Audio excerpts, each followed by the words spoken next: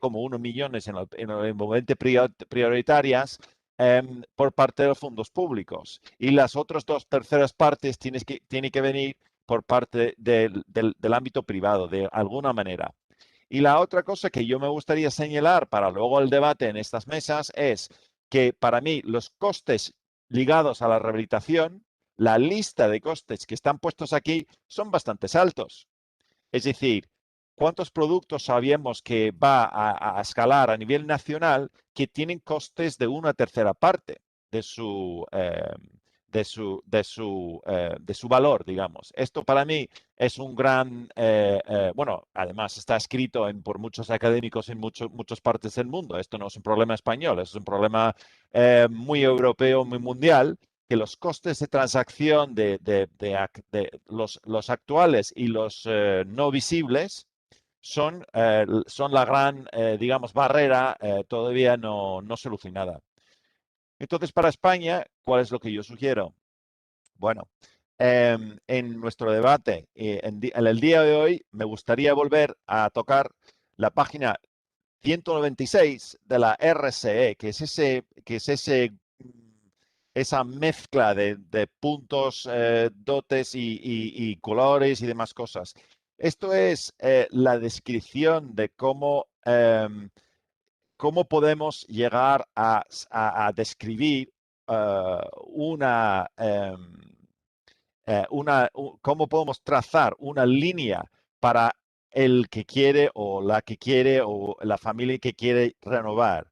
Está lleno de complejidad, permisos, tramos administrativos, vecinos, diferentes fuentes y ¿quién nos puede ayudar a resolver todo esto? Esto es un reconocimiento para mí de la dificultad que hemos tenido antes de este momento en organizando este mercado. Un mercado que tiene que describir, como está descrito aquí en el centro, va a ser un reto para todos. Entonces, yo vuelvo a poner sobre la mesa para el debate quién nos puede ayudar. ¿Quién es esta persona aquí?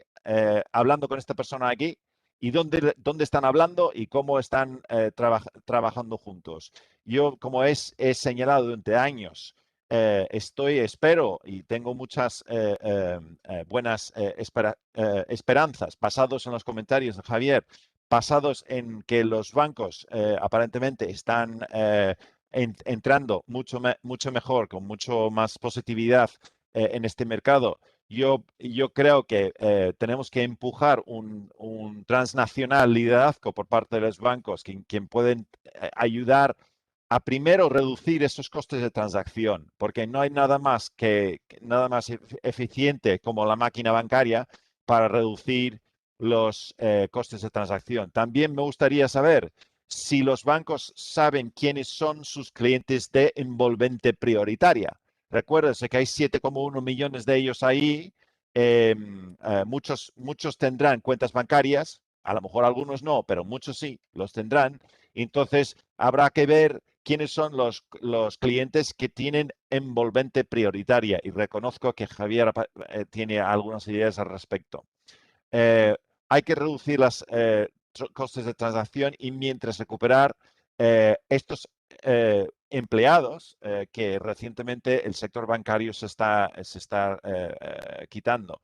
Y para mí, fondos públicos en forma de garantía y me alegro escuchar ahora que el ICO se está planteando entrar en este área porque no hay nada más productiva que ofrecer una especie de garantía para ampliar las posibilidades que tiene un banco para captar, digamos, nuevos clientes para la renovación.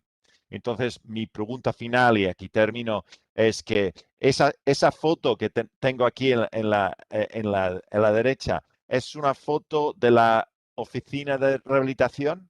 ¿Puede ser? Pues nada, muchas gracias.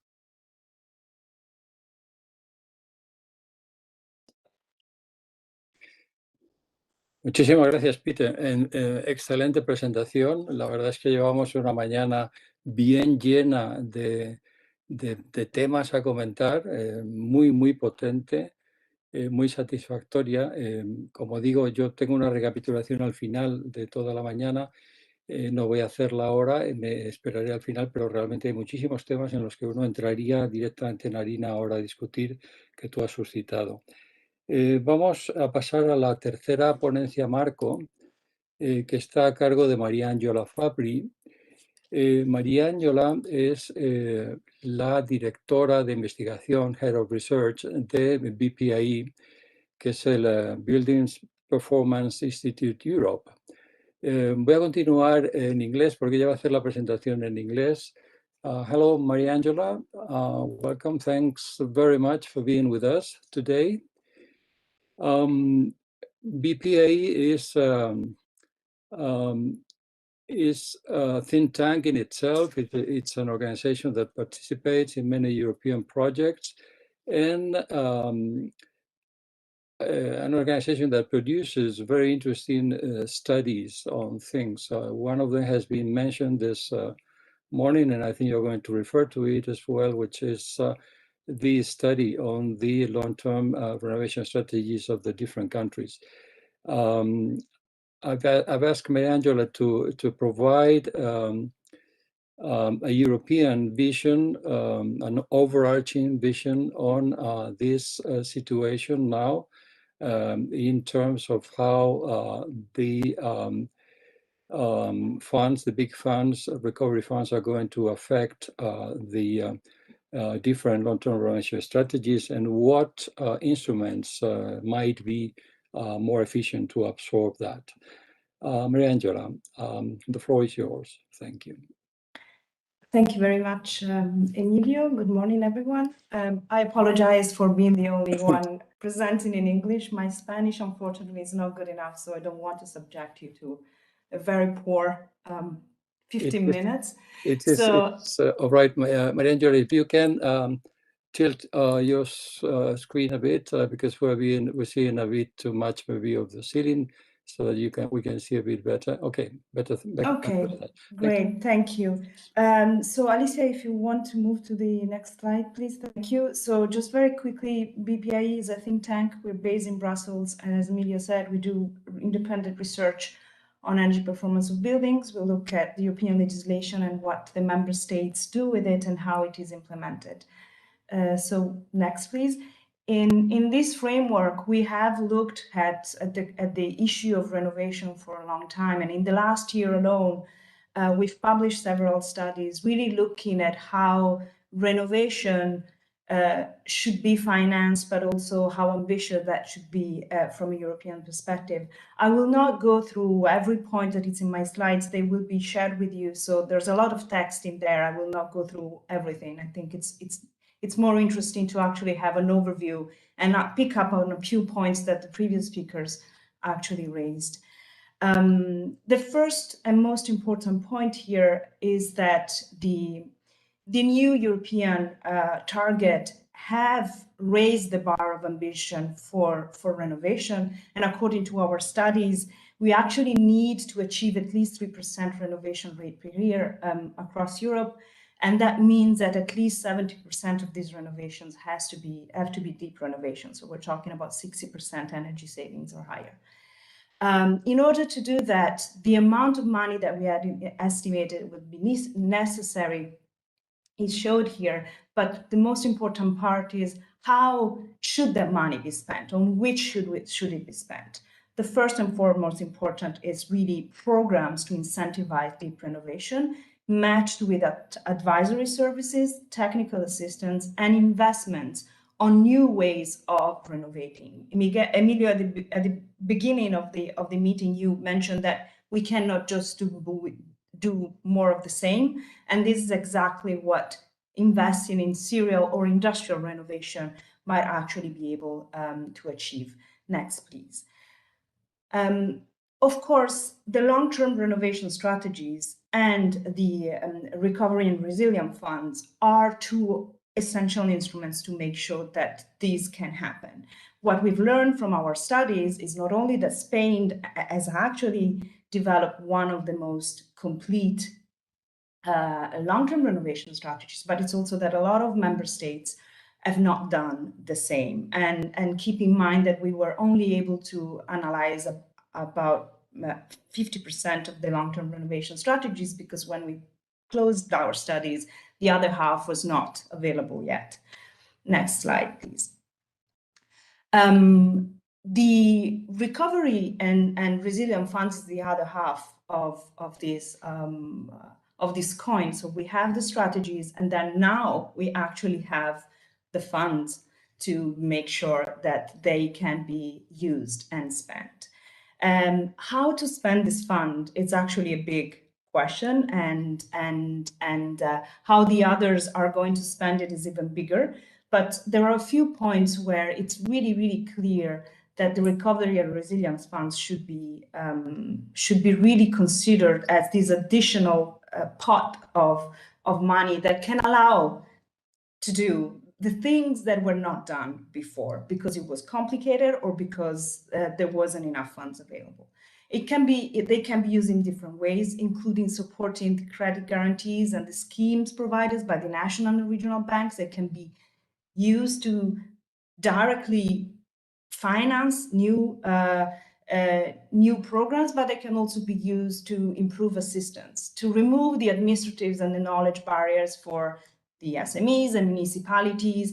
And what Peter showed in his last slide, is that the image of the renovation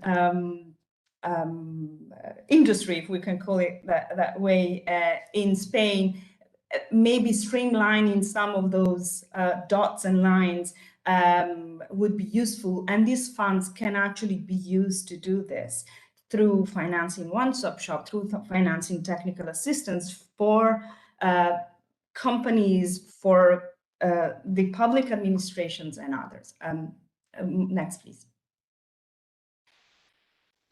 If you're wondering how the others are spending and how much of the recovery and resilience plans have been allocated to buildings, the Green Recovery Tracker published an overview of about 14 countries, including Spain. The Green Recovery Tracker is maintained by the Wuppertal Institute and E3G, so it's not a BPIE piece of work. We have not done the analysis of the recovery and resilience plans yet. But it's interesting to see how out of the overall green spending shares, which is the benchmark, the objective is 37%. The average is much lower than this, but Spain is actually once again closer to the final objective. And when it comes to the average spending for buildings, which is around 8%. If we go to the next slide, you well know, has been presented before, that Spain is closer to 10%. We also know how big the challenge is. Going from an average of 25,000 renovated homes per year today to 300,000 in 2030. And this pot of money, it's an unrepeatable opportunity to actually create this massive shift in the construction sector, which entails, though, a really careful design and implementation of long-term renovation programs and thinking, and a parallel investment in upskilling the workforce and preparing the market for change. How can that be done? And we can go to the next slide. We think there are 4 things that absolutely are necessary. The first one, and I think your recovery plan and the long-term renovation strategies is showing that commitment, is really show political will and commitment and act upon it. The long-term renovation strategies, as good as it is, shows your good intention and good understanding of your market and what is needed to address the challenges of the market. And the plans are now a way to finance it.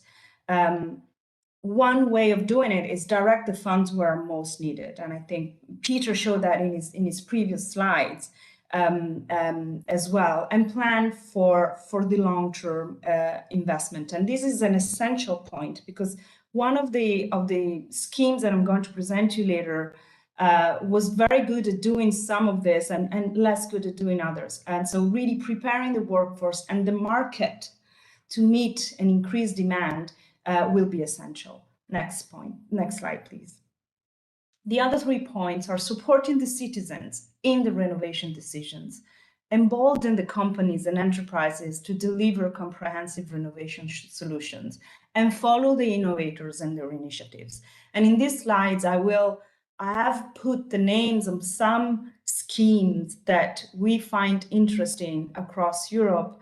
I will not have the time to present them, but you can look them up. And if you find something that is of interest for you, you can reach out to me and I will put you in contact either with the direct people or the experts in BPIE that can tell you more about each and of these programs. So it is really, really important to do all these things at the same time. And for the rest of my presentation, I will just focus on the first point, supporting the citizen in the renovation decision.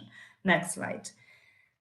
How to do with that? I think we have seen across the long-term renovation strategies and different programs across Europe that there are several ways of doing this. One recurring point and request is this idea of providing one-stop shops for integrated renovation services. So one place where anyone who wants to renovate their property can go to and receive the right advice from a technical perspective, but also the right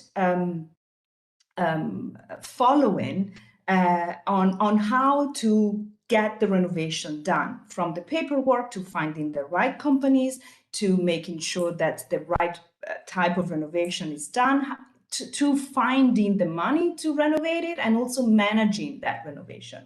And we are part of a project, it's called Turnkey Retrofit, that has actually analyzed a number of integrated renovation services across Europe. And we have identified some key elements of how that can be done. I think the most important one is making sure that the process is easy and that the message goes where the people are.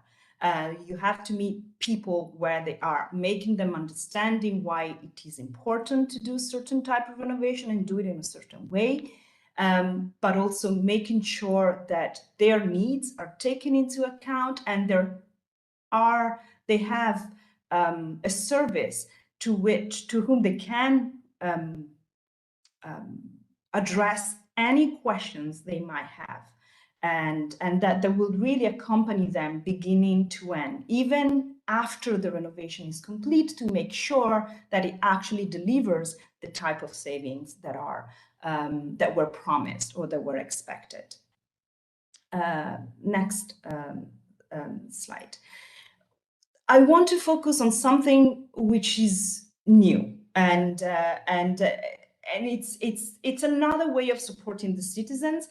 And Italy, my home country, has introduced a new program, which is an evolution of an existing tax credit scheme that were financing renovation up to 60% of the cost, based on the level of savings and of the measures that were installed.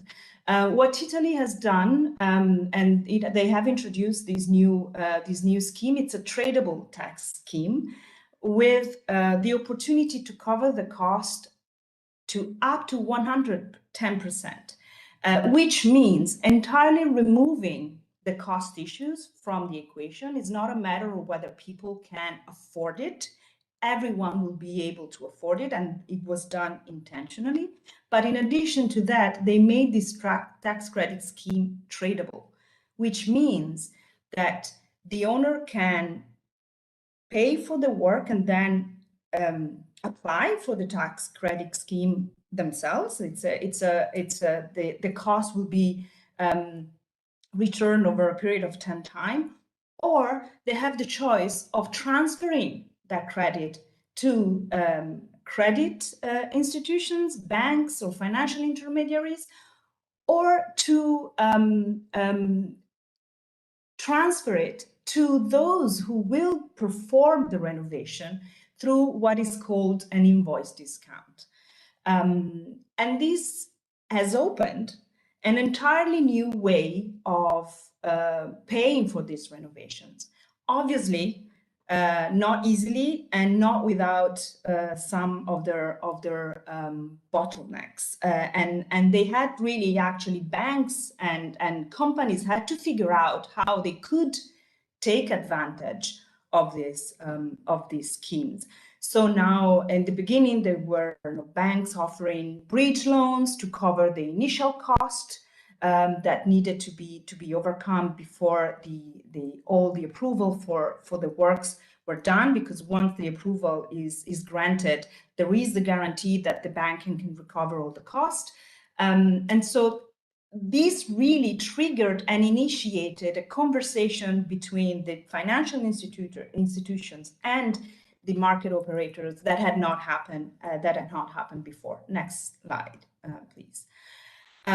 Here you can see, who can benefit from the tax break and what are the eligible measures. I think what's most relevant here to highlight is that everyone can, apart from the owners of luxury properties. Mansions, villas, castles are luckily excluded from the schemes, but it goes really from individuals to condominium administration, housing cooperative, and not-for-profit.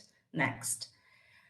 How is this scheme driven the market? Has it had an impact on the market? It has. In the last, the scheme was introduced in July. In the last 10 months, it has driven demand for renovation to unprecedented levels since 2007, so before the crisis, the financial crisis of 2008. So clearly, there is an appetite in the population and to take advantage of this. However, next slide. The sustainability of the scheme is still difficult to assess. But this is where I think a country like Spain may have an advantage, because you can actually use the Italian experience and go and investigate what they did and how they did it and why they did it to understand what can be done differently for you. The biggest limitation was the duration of the program, which initially was only supposed to run for 2 years. And now with the Resilience and Recovery Plan, they have proposed to extend it to December 2023. And there are conversations about extending it even further, because the concern is that the market will not be able to absorb the demand within such a short time framework. And clearly already there have been some issues about this ability. The market actors knew this was coming, but they were not prepared to actually really answer all these requests in real time. And there's already been a slight observed in cost and in waiting time, mostly due to increased use of, yes. I only have one more slide. Thank you. No, but I think this most important is this one. The market was not ready. Now they have to figure out how to solve these bottlenecks. Here you can see what are the estimations of macroeconomic impact. So this is a big investment, but studies show that the return on that investment is considerable. And this is an interesting program to follow.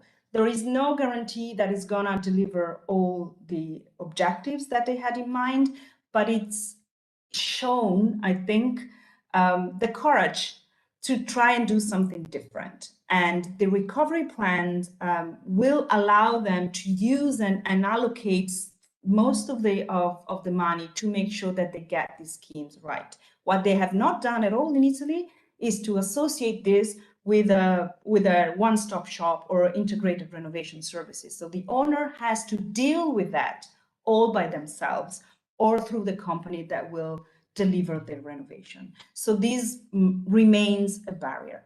So my last slide, it's the next one. I think there are a number of important things that we need to keep in mind when wanting to deliver a financial and renovation revolution, because this is what we're talking about, using what you have, so your long-term renovation strategies and your plan that are actually thought through and show the intent, you know exactly where you're going, be ready to sprint, but plan for the long haul. This is a marathon. It's not something that we will be able to deliver in 2 years, and also be ambitious.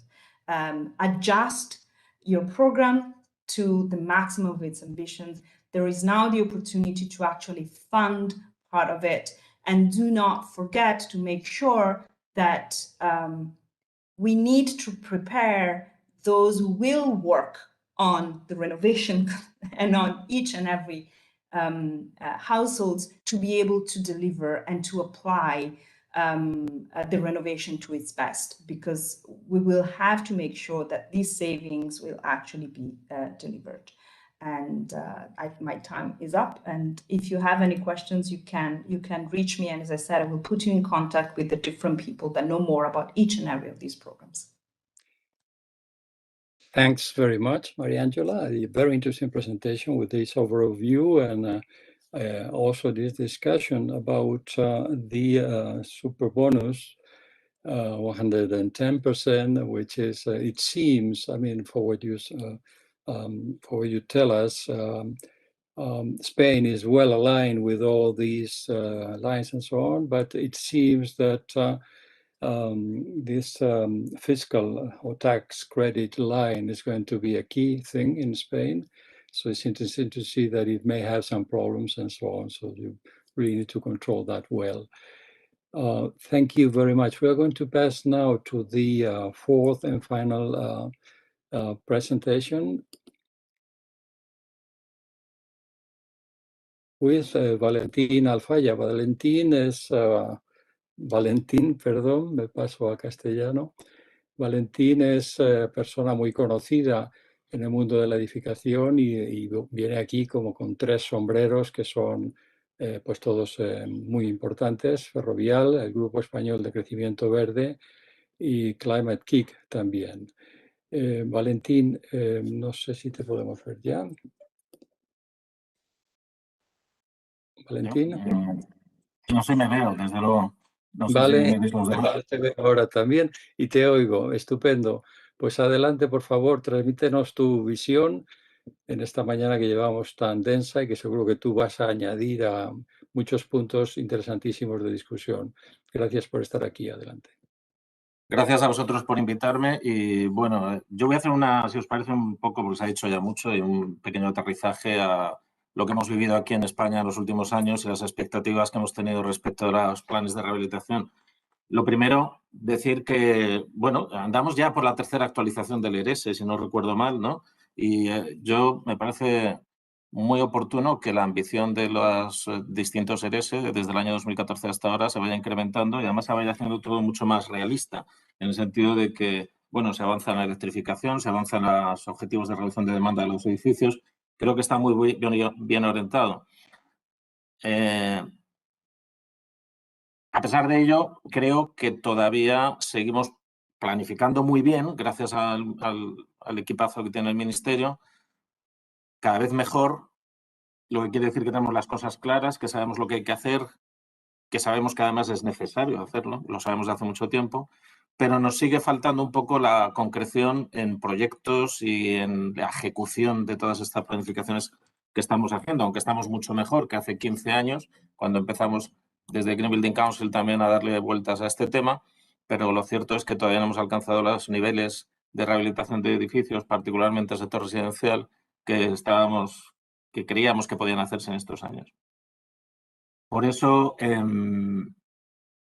me parece que está bien planificar, pero que tenemos ya que centrarnos en la ejecución necesariamente. Otra cosa que es muy positiva es que ya hemos asentado totalmente el concepto de rehabilitación, más allá de la eficiencia energética, de la reducción de emisiones, avanzando hacia conceptos mucho más integrales y con integración en el urbanismo y en la transición de las ciudades, y con un foco muy importante en la habitabilidad. Durante el confinamiento de la pandemia hemos asistido a los déficits que tienen muchos de nuestros hogares.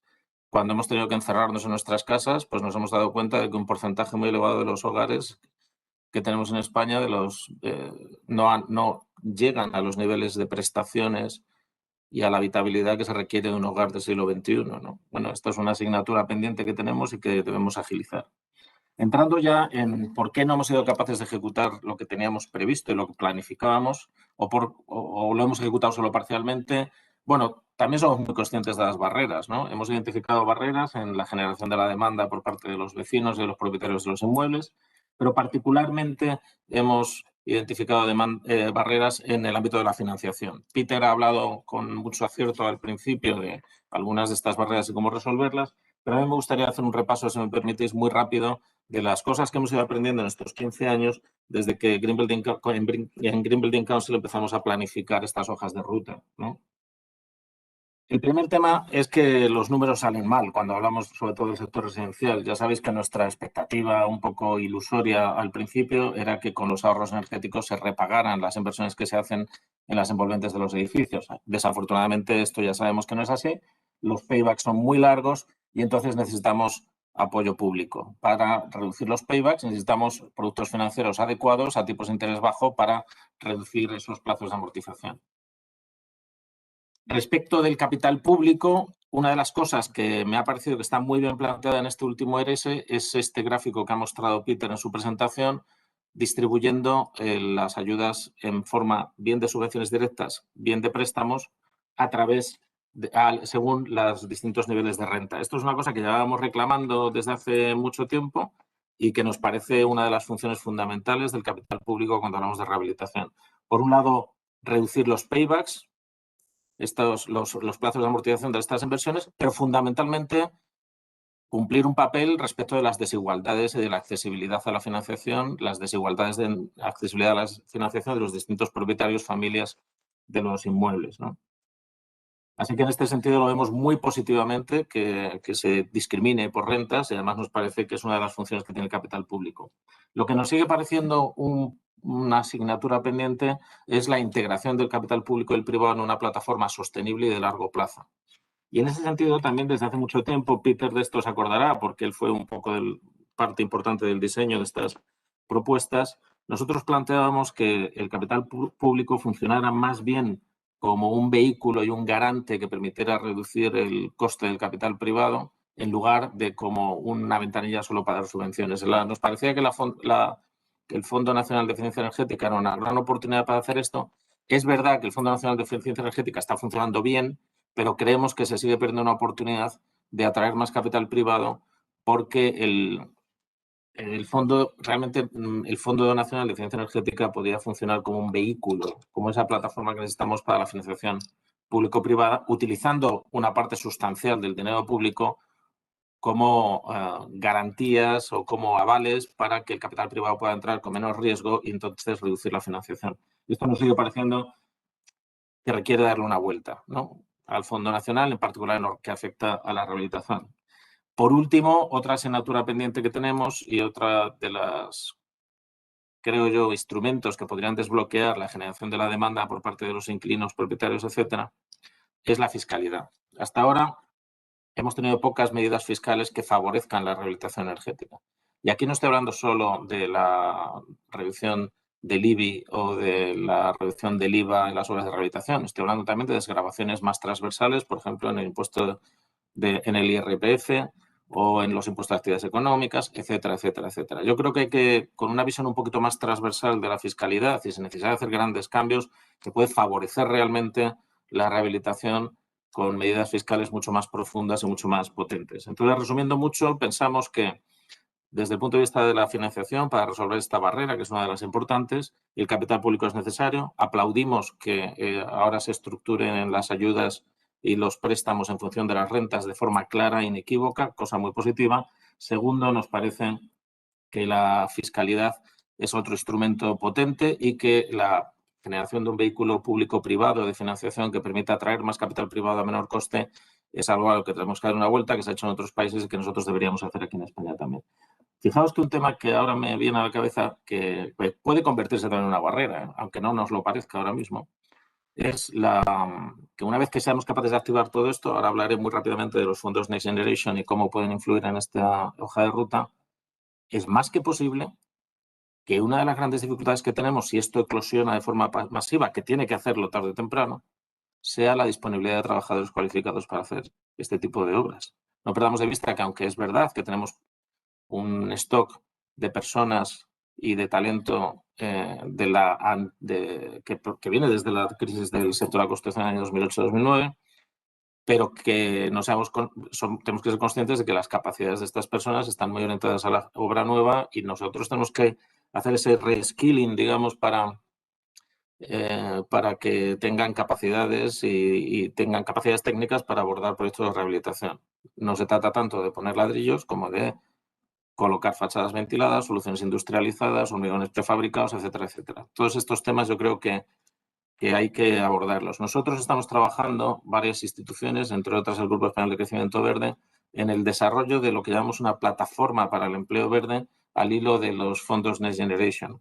Una plataforma que tiene que permitir generar ese vínculo entre las personas que están en situación de desempleo y las empresas que van a requerir de forma masiva trabajadores con otras cualificaciones, y creemos que yo os invito a que sigáis lo que va a suceder con esta plataforma de empleo verde. Yo creo que esa puede ser una de las soluciones para que no nos encontremos con una barrera que sea la disponibilidad de trabajadores cualificados si esto de verdad eclosiona de forma masiva. Y termino ya que me he referido a los fondos Next Generation, haciendo una pequeña reflexión o compartiendo una reflexión sobre cómo pueden influir los fondos en esta hoja de ruta.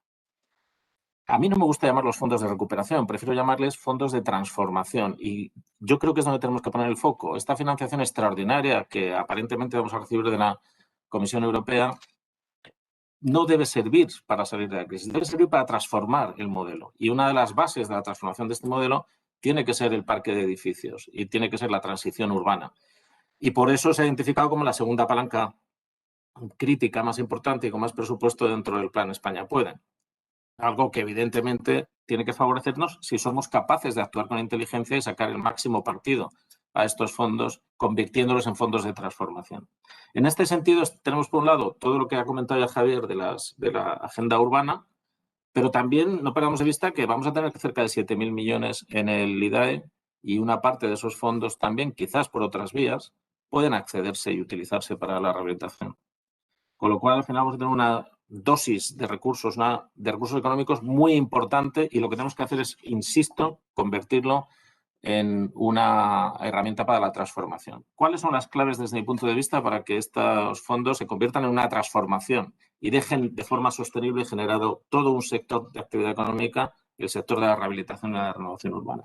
Para mí, el primer tema es que los fondos tienen que servirnos para superar esta curva de aprendizaje, que si no tenemos esta financiación pública extraordinaria nos van a costar todavía una década por delante, vamos a cortarla a 3 años, incrementando el apoyo público a los proyectos, apoyando a las familias que no tienen acceso a la financiación privada, pero de forma masiva. El segundo tema es que yo creo que hay que apostar por proyectos en una primera fase, por lo menos. No perdamos de vista que con los fondos Next Generation tenemos 3 años por delante y luego otros 3 años para seguir ejecutando los proyectos. Los primeros proyectos tienen que ser proyectos tractores, proyectos transformadores que ya están listos. En inglés le llaman shovel ready, que es listos para ponerte a palear y que aquello empiece a funcionar y a generar empleo de un día para otro. Y tenemos esos proyectos en España. En España tenemos proyectos en distintas ciudades, llevamos trabajando mucho en ello, ya estructurados, ya preparados para ponerse a funcionar, incluso con la estructura organizativa y la gobernanza detrás que permiten hacer masivos los proyectos de rehabilitación en el sector residencial. Mi opinión es que debemos empezar por estos proyectos. Tenemos varios ejemplos en Madrid, en Sevilla, en Zaragoza. Tenemos que empezar por estos proyectos, convertirlos en proyectos tractores, conectándolos unos con otros, intercambiando información, aprendiendo unos de otros, intercambiando buenas prácticas, bajo una estructura, bajo una plataforma que desde mi punto de vista debe estar liderada desde la Administración del Estado. Y con todo esto, servir de tractor para que otros proyectos vengan detrás y sigan aprovechando esta fuente extraordinaria de financiación. Pero sobre todo con la vista puesta siempre en la capacidad para superar la curva de aprendizaje aprovechando esta financiación extraordinaria y dejar un sector sostenible. Para dejar un sector sostenible en el tiempo después de los fondos de recuperación necesitaremos sin duda abordar estas cuestiones que mencionaba hace un momentito, la existencia de vehículos de financiación público-privada, una revisión profunda de la fiscalidad y, ojo, también muy importante, la capacitación técnica y profesional, la generación de empleo decente en torno a la rehabilitación, que es algo que no podemos dejar de poner de manifiesto porque si no se va a convertir en la siguiente barrera contra la seguridad. En definitiva, los fondos de recuperación deben ser fondos de transformación cuando hablamos de rehabilitación. Seamos inteligentes, seamos capaces de aprovechar esto, hemos planificado muy bien, sabemos lo que tenemos que hacer, pero, queridos amigos y amigas, este es el momento ya de ejecutar los proyectos. Desde que éramos pequeñitos estamos haciendo, planificando y generando expectativas. Ha llegado el momento y no podemos dejar pasar esta oportunidad. Muchas gracias, Emilio.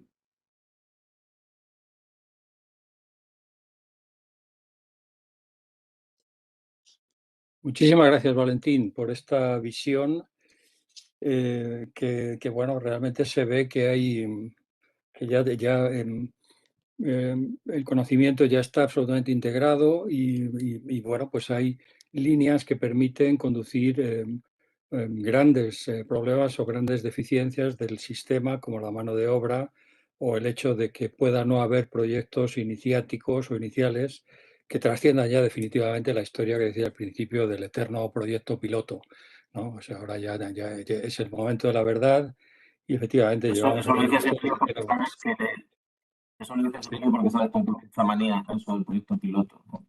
El proyecto piloto a mí sí, me disgusta mucho, tuvo su Se quedan misión. eternamente como pilotos, ¿no? Son Sí, eternamente no, pero es que pilotos. era Yo creo que eternamente debes hablar más de proyectos transformadores, claramente. efectivamente. Bueno, vamos a cerrar aquí este primer tramo y vamos a abrir solamente 5 minutos de descanso porque llevamos algo de retraso que intentaremos recoger poco a poco después. Pero bueno, agradecer enormemente a los 4 ponentes que han hecho estas ponencias marco. Si deseáis continuar, por supuesto, estáis más que bienvenidos, porque realmente ha sido una definición intensísima del marco, del ámbito en el que nos encontramos, que yo creo que nos va a servir muy bien para el debate porque se han tocado muchísimos asuntos. Sugiero que no os desconectéis para luego no tener que entrar, pero cortamos micrófonos y vídeos y volvemos exactamente a las 11:20. Hasta ahora.